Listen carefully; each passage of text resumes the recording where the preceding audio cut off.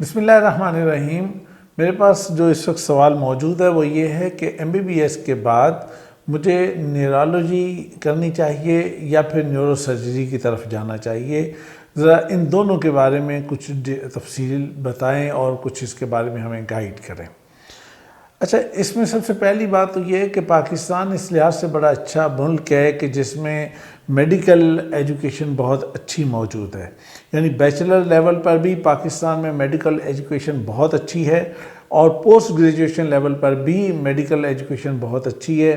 Specialisation के एतबार से भी बहुत अच्छी है, इदारे बहुत अच्छे हैं और उसके अंदर जो प्रैक्टिस है, जो मेडिकल साइंसेस के अंदर उसकी एक बहुत बेस होती है प्रैक्टिस, पाकिस्तान में वो बहुत ज़्यादा है। इस लिहाज से मैं ये समझता हूँ कि ये एक बहुत अल्लाह की तरफ से हमें एक नेमत मिली हुई है कि यहाँ पर ये चीज़ मौजूद है। अगर हम देखें तो पाकिस्तान में मेडिकल साइंसेस के अंदर एमबीबीएस के बाद जो दो तरह की क्वालिफ़िकेशन होती है, एक होती है fellowship. College of physician and surgeon Pakistan की जो फेलोशिप है, एक तो वो है और जिसको हम शॉर्ट में आपने देखा होगा कि डॉक्टर्स के नाम के साथ लिखा होता है FCPS, और दूसरा है MD-MS यानी डॉक्टर ऑफ मेडिसिन या मास्टर ऑफ सर्जरी। ये दो डिग्रीज़ हैं जो MBBS के बाद ऑफ़र होती हैं। अच्छा, अब हम इसको अगर देखें तो फेलोशिप में पाकिस्तान में 94 इंस्टीट्यूशंस हैं, 94 इंस्टीट्यूशंस हैं जो ऑफ़र कर रहे हैं, और जो MD-MS प्रोग्राम्स हैं वो पाकिस्तान में 153 इंस्टीट्यूशंस ऑफ़र कर रहे हैं। तो ये इस लिहाज से मैं समझता हूँ कि पाकिस्तान में एक बड़ा नंबर है और जिसमें ये कि पाकिस्तान में जितने भी बच्चे मेडिकल एजुकेशन लेते हैं उन्हें इतनी गुंजाइश मिल जाती है कि वो आगे प्रोसीड कर सकें।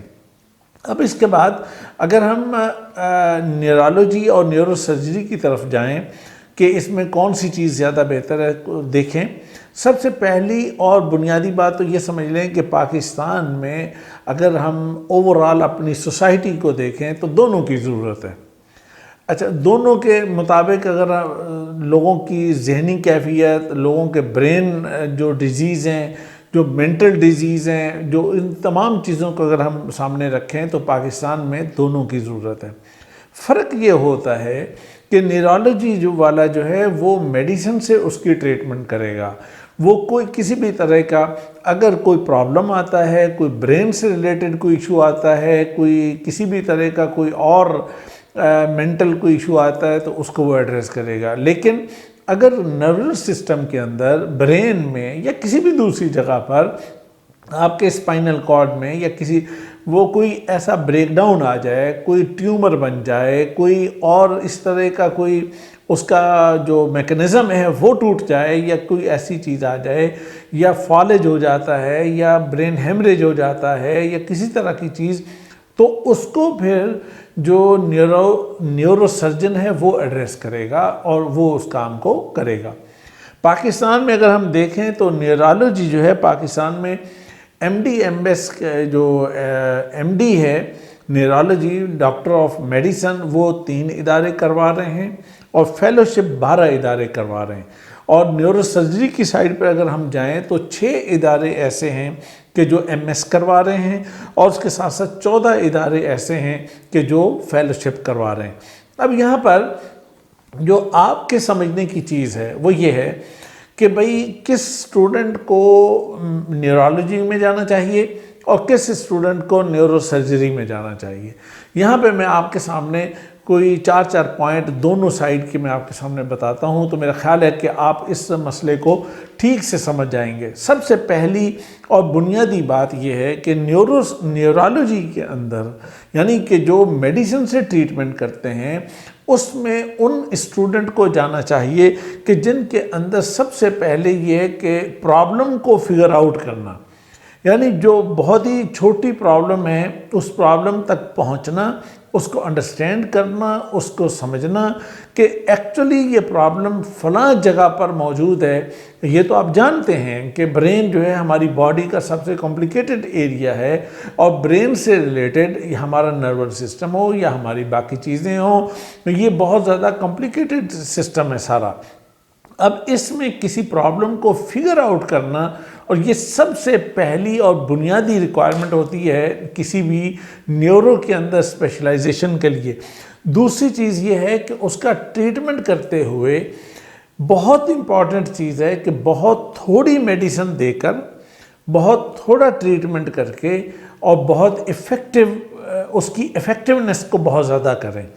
यानी ये है कि आपने फ़र्ज़ किया कि टैबलेट तो एक दी है, लेकिन वो ऐसी टैबलेट आपने दी है और इतनी समझदारी के साथ दी है कि वो उसका सारा प्रॉब्लम सॉल्व हो गया। लेकिन अगर आप वहाँ पे 5 टैबलेट देते हैं, मतलब 5 टैबलेट सुबह खानी है, 5 शाम को खानी है, या दोपहर को खानी है, या इस तरीके से, तो पेशेंट जो है, इस जो न्यूरो का पेशेंट होगा वो बहुत तंग पड़ जाता है। और बाज़ औक़ात तो उसके लिए पॉसिबल ही नहीं होता कि वो टैबलेट या मेडिसिन को प्रॉपर्ली ले सके, और जो उसके घर वाले हैं उसको उसके मुताबिक उसको संभाल सकें और चीज़ों को। इसलिए बड़ी इम्पॉर्टेंट चीज़ ये है कि आप बहुत ही मिनिमम ट्रीटमेंट के ज़रिए से आप उसका इलाज कर सकें। उसके बाद एक और बड़ी इम्पॉर्टेंट चीज़ ये है कि आपके अंदर इंटेलिजेंस का लेवल बहुत हाई होना चाहिए।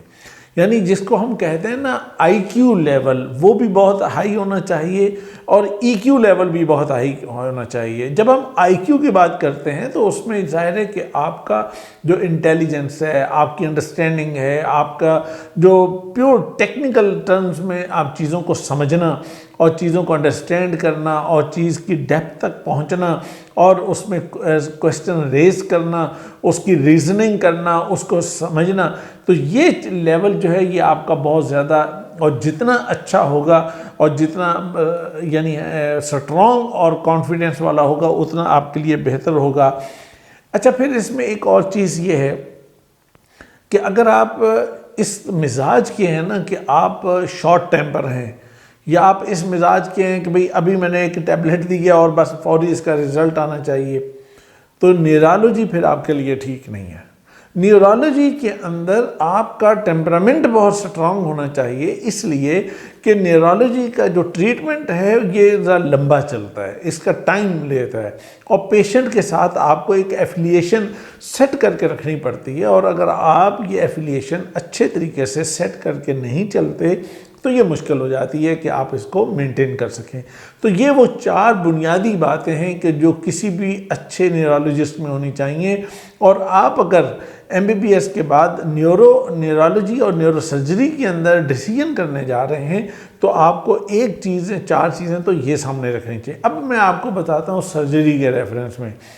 जब हम सर्जरी की साइड पर आते हैं तो उसमें सबसे पहली और बुनियादी चीज़ ये है, मसलन एक फ़र्द है कि जो बहुत ही नॉर्मल वे में छोटी मेन चीज़ों को देखता है और आगे चल पड़ता है।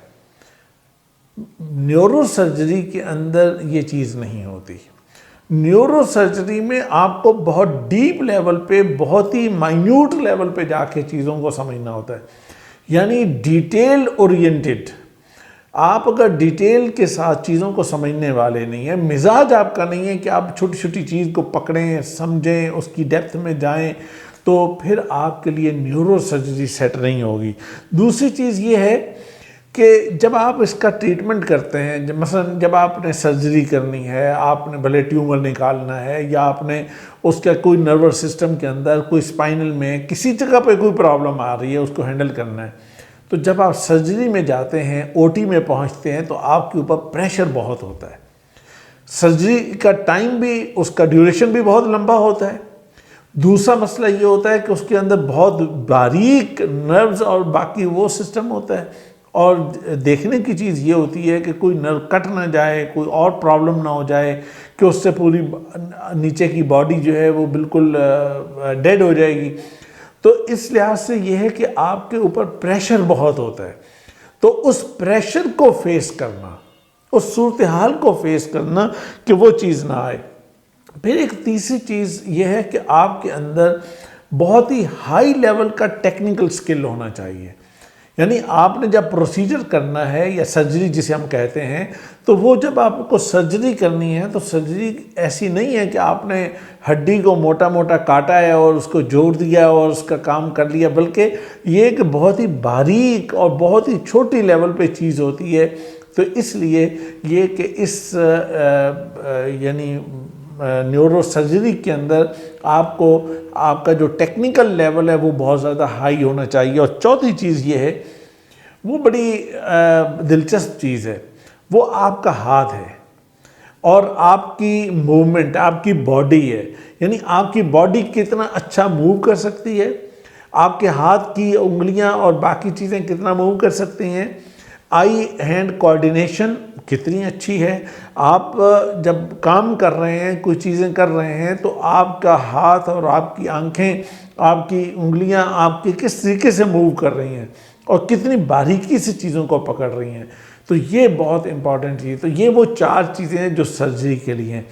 तो आपको अगर डिसीजन करना है तो आपको इन 4 चीज़ों को न्यूरोलॉजी में और इन 4 चीज़ों को सर्जरी में इनको कंसीडर करना है। इसका बैलेंस कीजिए कि आपके अंदर कौन सी चीज़ ज़्यादा बेहतर है। जो चीज़ ज़्यादा बेहतर है उसी को अडॉप्ट कीजिए। इसके मुताबिक अगर आप डिसीजन करेंगे तो फिर मैं ये समझता हूँ कि आप बाद में इसको इंजॉय करेंगे, लोगों को सर्व करेंगे। पैसा तो आएगा, बहुत महंगा फील्ड है, बहुत महंगी सर्जरी है, बहुत महंगा इलाज है, बहुत सब चीज़ें हैं, लेकिन आप इंजॉय करेंगे, लोगों को सर्व कर सकेंगे, बेहतरीन तरीके से सर्व कर सकेंगे। तो मेरी दुआ है कि आप इसमें कामयाब रहें, न्यूरोलॉजी में जाएं या न्यूरो सर्जरी में जाएं। आप अपनी इन चीज़ों का बैलेंस शीट बना कर जाएं, तो उसके बाद इंशाअल्लाह आप कामयाब होंगे। अल्लाह आपको खुश रखे।